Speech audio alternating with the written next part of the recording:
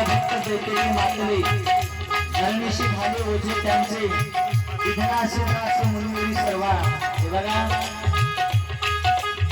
सर्व देवदेवता भगवंताची प्रार्थना करायला लागल्या देवा या पृथ्वी तलावर अधर्म भरपूर झालेला आहे